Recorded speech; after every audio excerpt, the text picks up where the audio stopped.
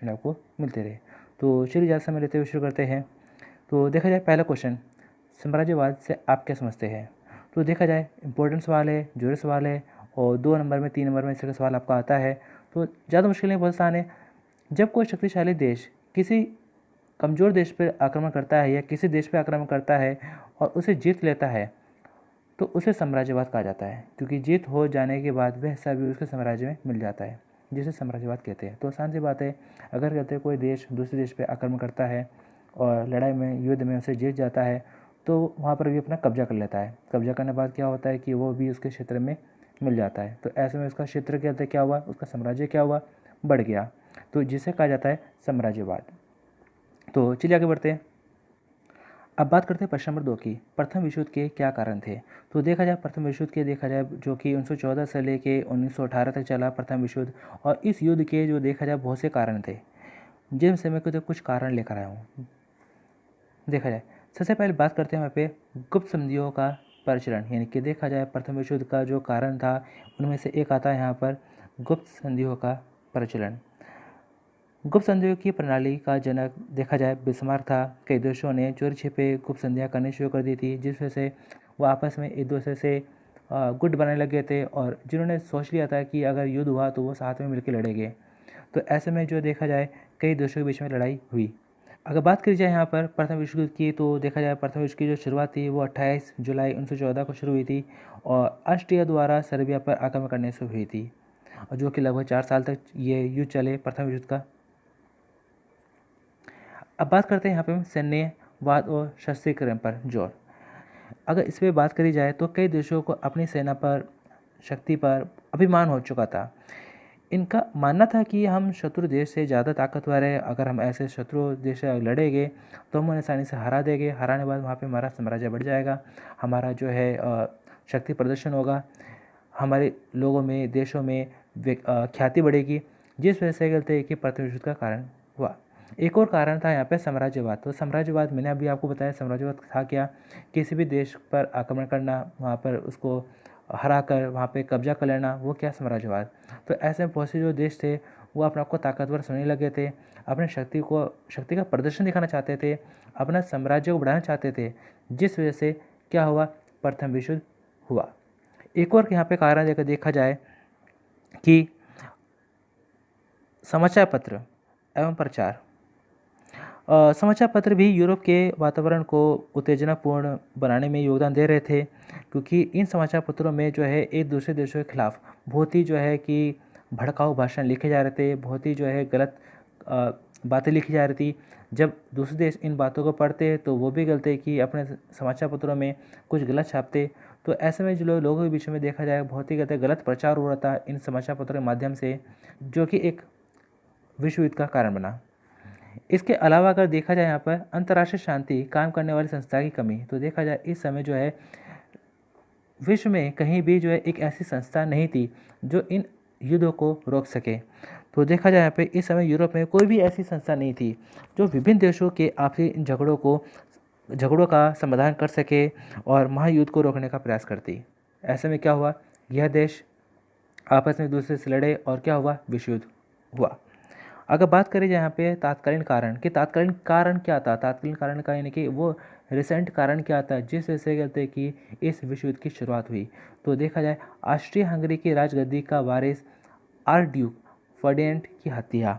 तो इसमें देखा जाए हंगरी की गद्दी का जो वारिस था आर्चड्यूक फर्डिनेंड की हत्या थी 28 जून 1914 को ऑस्ट्रिया के राजकुमार आर्चड्यूक फर्डिनेंड तथा उनकी पत्नी की सेराजेवो में हत्या कर दी गई। ऑस्ट्रिया ने हत्याकांड के लिए सर्बिया को दोषी ठहराया और युद्ध की शुरुआत हुई। तो ये रिसेंट कारण था। इसके अलावा और भी बहुत से कई कारण हैं जो प्रथम विश्व युद्ध के लिए जिम्मेदार है। तो फिलहाल मैं यहाँ पर कुछ पॉइंट्स लेकर आया था जो मेन है प्रथम विश्व युद्ध के कारण के लिए। तो चलिए आगे बढ़ते हैं। प्रश्न नंबर 3, इसमें कहा जाता है राष्ट्रसंघ क्यों असफल रहा। राष्ट्रसंघ क्या था। देखा जाए जो हमारा गलती है कि प्रथम विश्व युद्ध हुआ 1914 से 1918 तक, जब 1918 में समाप्त हुआ तो बना था राष्ट्रसंघ, ताकि ऐसा युद्ध दोबारा ना हो। लेकिन क्या हुआ, दोबारा हुआ, द्वितीय विश्व युद्ध हुआ 1939 से लेकर 1945 तक द्वितीय विश्व युद्ध हुआ, और ये राष्ट्रसंघ विफल हुआ। तो ऐसे क्या वजह थी? राष्ट्रसंघ की स्थापना का मुख्य उद्देश्य था विश्व में शांति बनाए रखना, लेकिन वे अपने कार्य में असफल रहा। जापान ने 1936 में मंचूरिया पर आक्रमण कर दिया था और इटली ने 1935 में इथोपिया पर आक्रमण कर दिया था, और बहुत से देशों ने इसके सदस्यता को स्वीकार नहीं किया कि हम राष्ट्रसंघ के सदस्य बनना चाहते हैं, राष्ट्रसंघ के नियमों का पालन करेंगे। तो ऐसा जो है बहुत से देशों ने नहीं किया, जिस वजह से कहते क्या हुआ, राष्ट्रसंघ विफल हुआ और द्वितीय विश्व युद्ध की शुरुआत हुई 1947 में। तो चलिए आगे बढ़ते हैं। आपके लिए एक और क्वेश्चन, प्रश्न नंबर 4, फासीवाद से आप क्या समझते हैं? तो ये एक थोड़ा सा इम्पोर्टेंट सवाल है आपके लिए यहाँ पर। चलिए जो इसमें लिखा है पहले मैं आपको बता देता हूँ। इटली में फासीवाद आंदोलन की शुरुआत 1919 में हुई थी। युद्ध की समाप्ति के बाद इटली के मिलान शहर में बेनिटो मुसोलिनी ने फासीवाद आंदोलन की शुरुआत करते हुए एक सभा बुलाई थी। इस सभा में कुल जमा 100 लोग इकट्ठा हुए। इसमें अधिकांश युद्ध में भाग लेने वाले नौजवान सिपाही थे। पहले विश्व युद्ध में मित्र राष्ट्रों की तरफ से युद्ध में हिस्सा लेने के बावजूद भी इटली को उसका उचित पुरस्कार नहीं मिला, जबकि युद्ध में उसे काफ़ी क्षति उठानी पड़ी थी। इससे पूरे देश में एक प्रतिक्रिया का माहौल था, खासकर सैनिकों के बीच में। दूसरी तरफ देश की आर्थिक स्थिति बहुत ज़्यादा ख़राब हो चुकी थी। आर्थिक स्थिति बहुत ही डावाडोल थी। सरकार एकदम अप्रभावी थी, कोई सरकार कुछ कर नहीं पा रही थी, साथ में कमज़ोर भी थी और कोई भी कदम ऐसा नहीं उठा पा रही थी जिससे लोगों का भला हो सके, लोगों की अच्छा हो सके, समाज में देश की अर्थव्यवस्था में सुधार हो सके। तो सरकार ऐसा कुछ नहीं कर पा रही थी। तो ऐसे समय में मुसोलिनी ने फासीवाद आंदोलन की शुरुआत करी। तो ये था यहाँ पे फासीवाद। तो चलिए आगे बढ़ते हैं। अब बात करते हैं प्रश्न नंबर 5 की, जो कि पहले वाले क्वेश्चन से भी ज़्यादा जरूरी है। इसमें कहा जाता है नाजीवाद से आप क्या समझते हैं? तो आपने नाम सुना होगा हिटलर, एडोल्फ हिटलर। तो उसी से जुड़ा हुआ है यहाँ पे नाजीवाद। तो देखा जाए क्या है नाजीवाद। जर्मनी में नाजीवाद प्रथम विश्व युद्ध 1914 से 1918 तक चला था। इसमें जर्मनी की हार हुई थी। युद्ध के कारण उसकी बहुत क्षति हुई।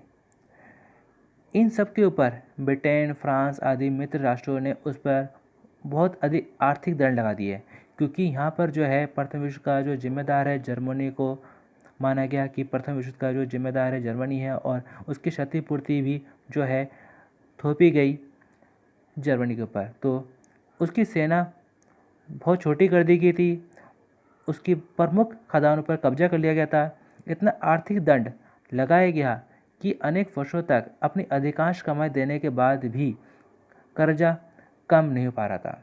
वर्साई की संधि, जिसे कहा जाता है वर्साई संधि, की वर्साई संधि जो है एक तरह से ज़बरदस्ती सौंपी गई थी।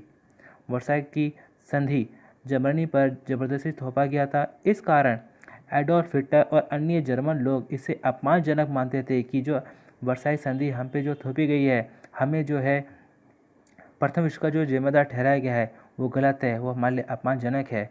और इस वजह से जो है देश की हालत बहुत ख़राब हो चुकी थी। मंदी, महंगाई और बेरोजगारी का संकट पैदा हो चुका था। ऐसे समय में हिटलर ने अपने ओजस्वी भाषणों से जनता की समस्या को हल करने का पूरा विश्वास दिलाया कि हाँ, मैं जो है जर्मनी को पहला जैसा मान सम्मान दिलाऊंगा, मैं जर्मनी की हालत सुधारूंगा। और ऐसे में जो है कि जनता ने जो है एडोल्फ हिटलर पर विश्वास किया। चांसलर प्रधानमंत्री बनने के बाद उन्होंने सभी विरोधियों का सफाया कर दिया और संसद की सारी शक्ति अपने हाथों में केंद्रित कर ली। इसके बाद वे देश के राष्ट्रपति, प्रधानमंत्री सब कुछ बन गए और उन्हें जो है फ्यूरर कहा जाने लगा।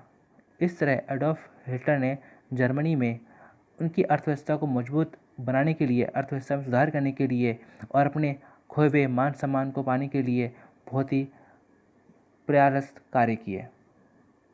तो चलिए आगे बढ़ते हैं। आपके लिए प्रश्न नंबर 6। प्रश्न नंबर 6 में कहा जाता है संयुक्त राष्ट्र संघ की स्थापना कब और क्यों की गई थी? तो जरूरी सवाल है, इंपॉर्टेंट सवाल है, कई बार आपके एग्जाम में आता भी यहाँ पर। और जरूरी यहाँ पर कहते आप जो भी क्वेश्चन आंसर करते हैं तो आप सवाल को अच्छे से पढ़िए। आप सवाल को पढ़िए कि सवाल में आपसे पूछ क्या आ रहा है और आपको बताना क्या है। जब तक आप सवाल को सही से नहीं समझोगे, आप उसका आंसर ठीक से नहीं बता पाओगे। इससे ज़रूरी है आपको सवाल को अच्छे से समझना। कई बार सवाल में ही गलती है कि आंसर छिपा होता है, कई बार गलती है कि हम सवाल पढ़ते कुछ है, समझते कुछ है, लिखते कुछ और है, इसलिए हमें नंबर कई बार नहीं मिलते। इससे ज़रूरी है कि आप सवाल को अच्छे से पढ़िए, समझिए और फिर उसके बाद आप उसका आंसर करिए, और जो भी हो सके आपको जो है आंसर करने हैं पॉइंट्स में। इस सवाल में आपसे कहा जाता है कि संयुक्त राष्ट्र संघ की स्थापना कब और क्यों की गई थी। इससे पहले जो हमने सवाल किया था वो था राष्ट्र संघ, लेकिन अब बात आती है संयुक्त राष्ट्र संघ। दोनों में फ़र्क क्या है। प्रथम विश्व युद्ध के बाद जो ख़त्म हुआ था 1918 में, तब बना था राष्ट्र संघ, जिसका उद्देश्य था विश्व में शांति बनाए रखना और ऐसा युद्ध दोबारा ना हो इसके लिए प्रयास करना। लेकिन क्या हुआ, राष्ट्र संघ विफल हुआ और फिर क्या हुआ, द्वितीय विश्व दोबारा हुआ। 1939 से लेकर 1945 तक दोबारा विश्व युद्ध हुआ और जब दूसरा विश्व युद्ध समाप्त हुआ तब जो है स्थापना हुई संयुक्त राष्ट्र संघ की, जो कि अभी भी चल रहा है, जिसे हम कहते हैं यूएनओ, यूनाइटेड नेशन ऑर्गेनाइजेशन। संयुक्त राष्ट्र संघ की स्थापना 24 अक्टूबर 1945 को 50 देशों की सर्वसम्मति से संयुक्त राष्ट्र संघ की स्थापना हुई थी। संयुक्त राष्ट्र का मुख्यालय जो कि न्यूयॉर्क में है, न्यूयॉर्क सिटी में है। तो इसमें देखा जाए 24 अक्टूबर जो कि हम हर साल मनाते हैं यूएनओ डे, संयुक्त राष्ट्र दिवस के रूप में मनाते हैं हर साल। अब बात करते हैं यहाँ पे संयुक्त राष्ट्र संघ के उद्देश्य क्या आते हैं कि संयुक्त राष्ट्र संघ की स्थापना करने के उद्देश्य क्या है। तो देखा जाए सबसे पहले कि भविष्य में युद्धों को रोकना, कि जिस प्रकार प्रथम विश्व युद्ध हुआ, द्वितीय विश्व युद्ध हुआ, अब ऐसा करते हैं कि भविष्य में कोई और युद्ध ना हो सके। इसके लिए संयुक्त राष्ट्र संघ की स्थापना की थी, जिसमें अभी तक कई देशों ने सदस्यता ले ली है, जिन्होंने फैसला किया है कि वह संयुक्त राष्ट्र संघ के जो भी नियम कानून हैं उनको मानेंगे, जो भी उनकी कंडीशन को मानेंगे, और वो भी चाहते हैं कि भविष्य में कोई युद्ध ना हो। आगे बढ़ते हैं।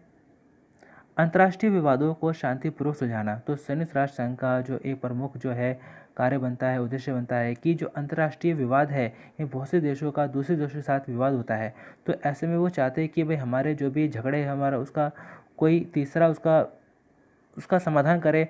तो ऐसे में तीसरा व्यक्ति कौन है, तीसरा कौन है, तो तीसरा आता है संयुक्त राष्ट्र संघ, जो कि उन देशों के विवादों का शांतिपूर्वक उनको सुलझाता है।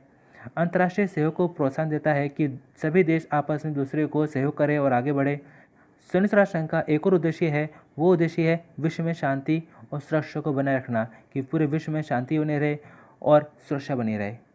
इसके अलावा संयुक्त राष्ट्र संघ के और भी बहुत सारे उद्देश्य हैं जो कि आप पढ़ सकते हैं, समझ सकते हैं और लिख सकते हैं।